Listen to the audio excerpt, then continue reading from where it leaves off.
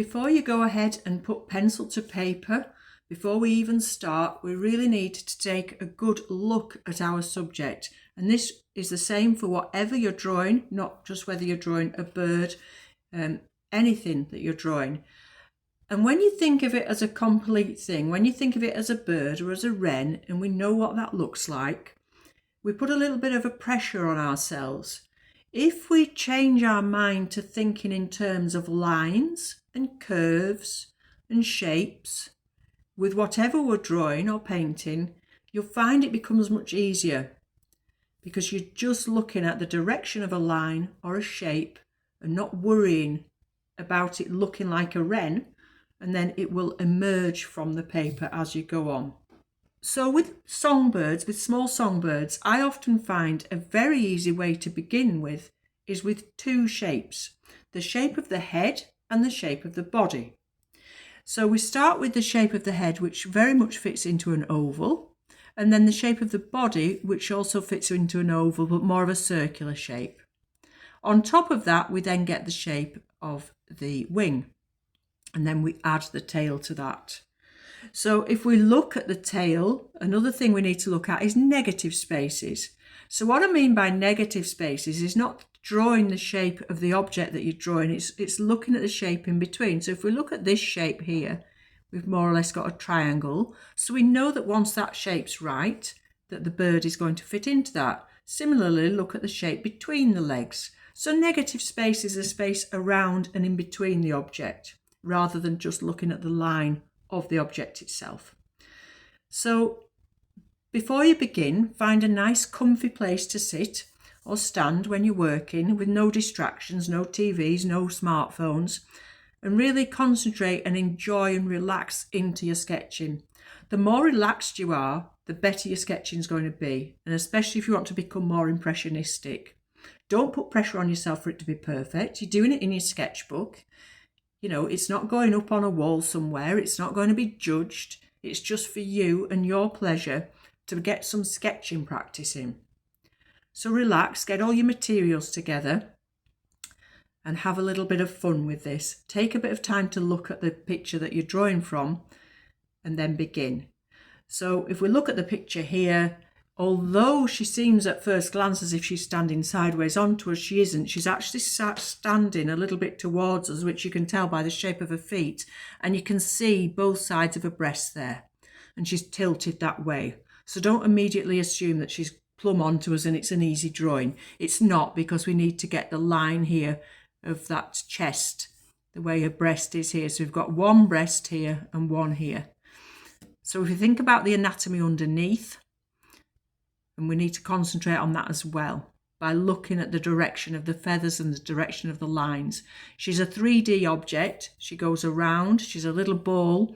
So these feathers are going to be coming over and across and around. So look at the directions. It's a nice clear photograph to work from. It's one of the reasons I chose it, apart from the fact that the wren is one of my favourite birds. A reason I chose this was because we've got some very clear lines of the directions of those feathers. So the directions go around her. Work in little short lines with your ink when you come to doing your ink, because it's much easier to correct than it is if you start and do one big long line. If you start and do this long line here and it's wrong and it's in ink, it's very difficult to correct it. So start by doing lots of little short lines, and then if you go a little bit wrong, you can correct that. Okay, so we'll come back in a moment and we'll talk about doing those pencil lines to get a good base before we put the ink on top. Okay, so I'm working in my A5 sketchbook, which is one that I use a lot. It's really handy. It's a Bockingford block and it's a size A5, like I said, and it's £140 not pressed. You work on whatever you want to work on. If you want to put some watercolour on at the end, which you can do, you want to be working on a watercolour paper. Otherwise, if you just want to do a sketch, whatever decent paper you've got to hand. So let's start with her head. And if we look at her head, it's an oval shape. Now I'm going to press on quite hard, hopefully so that you can see it. With your pencil, you might want to press on a bit lighter. Now once you're happy with the position of her head, we need to look at the position of her body. And it's more of an angle and it's chubbier.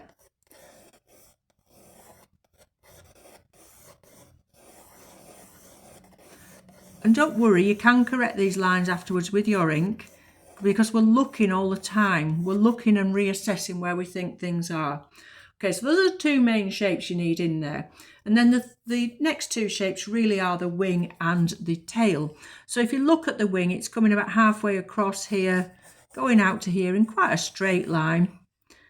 And the rest of it is going around this circle that we've already got there.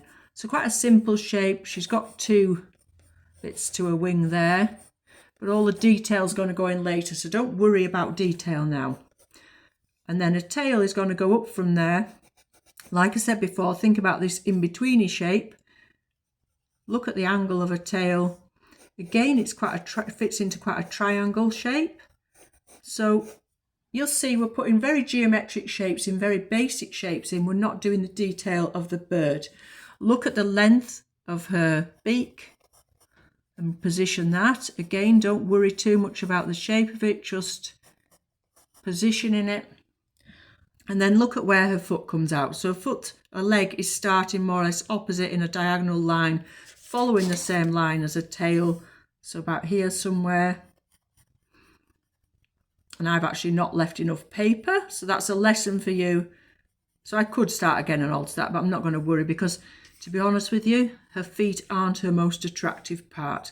So again, let's put this one, and you're going to see this foot because it's positioned a little bit higher on the log than that one. Okay, so just roughly place things at the moment. So you'll see it doesn't look much like a bird to begin with, because we've just got those very simple geometric shapes before we start to fasten this all together, as you were. Okay, so what you do now is join these shapes. So if we look from her beak here down, we're joining this shape and going around her breast. So you've got that nice lazy S shape there. Like I said before, we can see both sides of her breast. So her centre of her breast is coming down here. So we've got two parts there, more or less to where her leg comes, and then a lovely big curve right up to under her wing there. So some nice shapes here, nice lazy curvy shapes. And again, a nice lazy curve, gentle curve over her back, joining up the back of her neck there. So we've still got that circle and her head, but now she's all one and she's flowing. Okay, and we've got that lovely sweep of the wing down there, one wing in two parts there.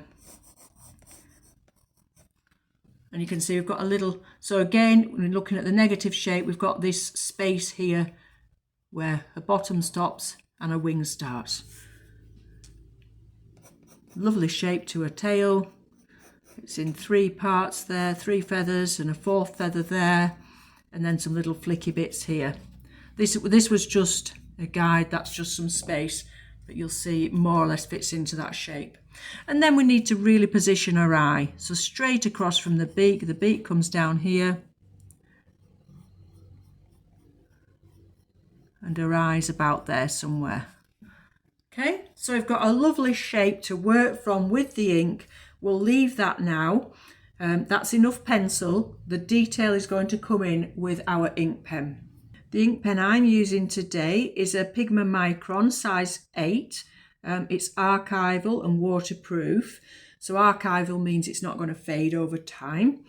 The thing is with your pens, any drawing pens that you use, if you do want to put watercolour paint on them afterwards, it needs to be waterproof so that it's not going to move around when you put the paint on. You don't have to put paint on, we could just keep this as a sketch if you like. Okay, so you could use a sepia pen if you preferred. I'm going to use the black so we get that nice black shiny eye that she's got. And you can use a finer pen if you want to be more detailed than me. I'm going to keep this quite an impressionistic sketch, so I'm not going to draw every single individual feather. You may have more time than me and you might want to be more precise. We've all got our own drawing styles. I like to be impressionistic and loose. If you prefer to be more detailed, that's absolutely fine. Take your time over it. Have a little bit of fun with it. Look at that very detailed photograph and get all those lines in. but I'm just going to get the general feel for the lines and the direction of the lines. So when you're doing something impressionistically, it still needs to look believable as the object that it is. So we still need to know which direction those lines are going in, even though we're not doing every single little feather. Okay, so I tend to work from the top of the paper down so that I'm not resting my hand on it. I keep getting smudges today. I'm not sure where that's coming from. But yeah, so I'm not leaning my hand on what I've already done. I tend to work from the top of the paper downwards. So with her, I will probably start with the top of her head. And like I said before, if you work in short little lines like this and you make a mistake with one of those lines, it's much easier to correct than if you were doing a solid line. And you'll see the sun shining on her. She's got some whiter areas and lighter areas where you really don't want a very solid line. So by drawing in these little short lines, you can make drawing a lot easier for yourself. Even when you're doing a very straight line like the beak, by sketching it like that, you're going to have much more control than if you're just doing one big solid line. I'm never keen on drawing beaks. They always look a little bit on the grumpy side, don't they? Even though she's such a sweet little bird. She always looks like she's sort of scowling with a beak down there like that. But you get the idea of doing these little lines. I like to start with the eye because the eye is where you're getting the character. So she's got a little bit of kind of dots around.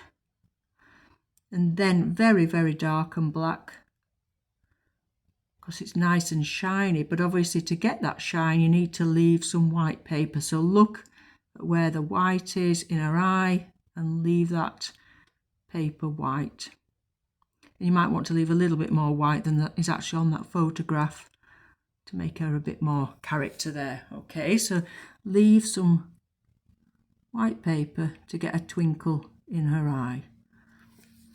And then we can work out from there. So look at the way the feathers are coming out from the eye. Look at the way they're going around the top of the head. They go quite flat along the top of the head in this kind of direction.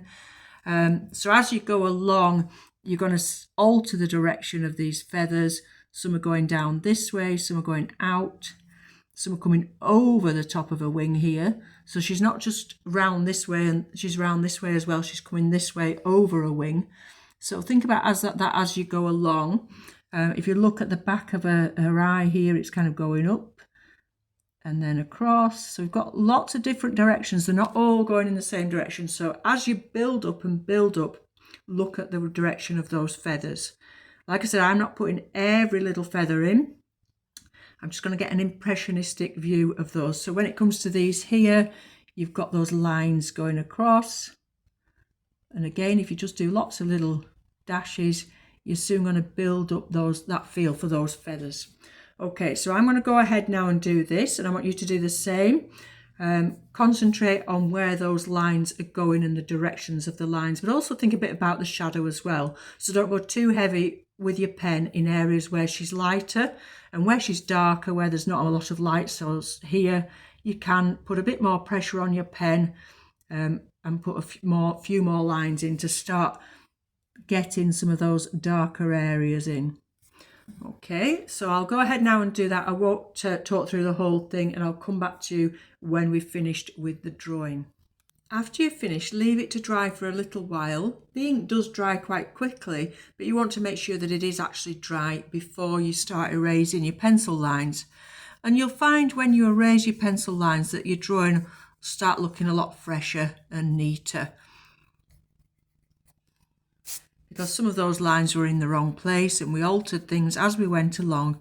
And this is all part of the drawing and sketching process, is to keep thinking all the time, keep using your eye, and if things are wrong, alter them. Ignore the lines that aren't working and re-emphasize the lines that are working. Now, as I said before, we need to look at the anatomy as we're going along. So don't just think about the feathers on top and the shape on top. Think about what's happening underneath, and it'll help you with your drawing. So if you imagine that little skull under there, it's a very light, delicate bird. It's going to be very light if you actually pick it up. but by imagining what's underneath, it's going to help your drawing. So like I said before, we've got that breastbone here. We can see that that's either side of the breast. Look at the way that the legs are attached. So we've got a little bit of a thigh there. We don't just draw the body and then a stick coming out. We do have a bit of a thigh showing here and here. They are attached to the bird.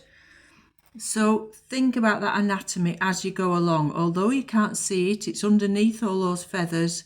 Do think about it and come back on with your pen if you want to. If there's any areas you want to tighten up, any areas that you want to go a bit darker and emphasize a little bit more, and just keep going with your drawing where you want to. But be careful that you don't go too heavy in places, because in some of these areas it wants to be a bit lighter. So you can go on top with some directional lines, you can go on top with some more shadow. Here on the beak it's actually a bit darker.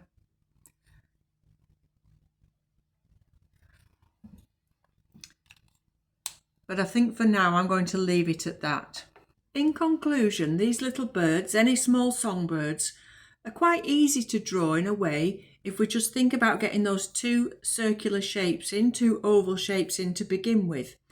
So what I want you to do really is not just do this little wren. I want you to go and find some other images of some little songbirds, maybe blue tits, robins, anything that you have around the garden, and have a go at doing more birds to expand your sketching practice. And the more you sketch, the better you will get. So try and sketch every day if you can. It doesn't have to be birds, it could be flowers or anything else. But the more you sketch, the more confident you'll begin to get. The more forgiving of yourself you will become. You'll realise that it's just a sketch and that it can be quite loose and impressionistic. It doesn't have to be photorealistic. And you can get some nice character that way. If we try to be too photorealistic and we put too much pressure on ourselves, we can sometimes end up losing a little bit of the character in our drawing. So just try and relax. Like I said earlier, get a comfortable place to sit with no distractions and relax and enjoy the process. Okay, so thank you very much. Do pop over to Instagram and see what I do over there. But in the meantime, you really enjoy your sketching and drawing. I'm going to go ahead now and pop a little bit of paint on mine. As I said, I did it on some watercolour paper so that I could do that, but you don't have to, because this is really a sketching practice. When you're sketching with ink and you want to put some watercolour on it, be careful with your colours. Don't add too many colours and don't make them too thick, because you still want your drawing to show through. So it's all about those ink lines and that nice sketch that you've done. Okay, I'll see you again soon. Thank you and bye bye for now.